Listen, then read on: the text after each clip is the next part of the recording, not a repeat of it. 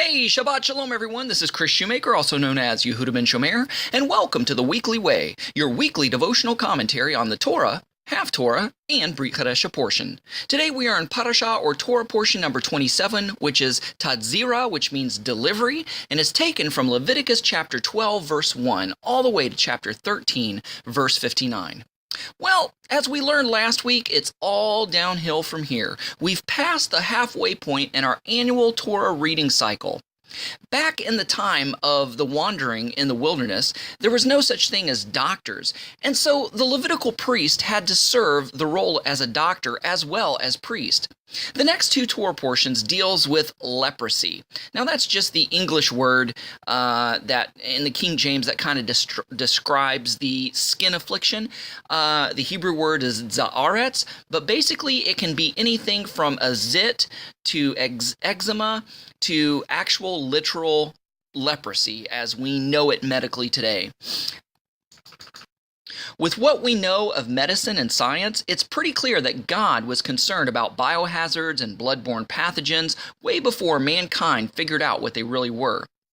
It's clear that being quote-unquote unclean is not a state of sin, but a physical condition, and a separation is to see if it heals or spreads, and also to prevent contamination or cause an epidemic. So just to recap again, being unclean doesn't mean that you're in a state of sin. It's just a natural physical condition every human being finds themselves in more than once in their life. Monthly, women are unclean through the menstrual cycle, and if a man has a nocturnal emission, he's considered unclean. So, there's very different reasons for somebody being unclean, and especially if they have a contagious skin disease, they are definitely unclean. Spiritually, being unclean renders one impure so as not to physically contaminate worshipers and or religious objects. Spiritually speaking, rabbis taught that leprosy was a physical manifestation of sins such as lies, gossip, and slander, taking this from the story of Miriam contracting leprosy after speaking against her brother Moses.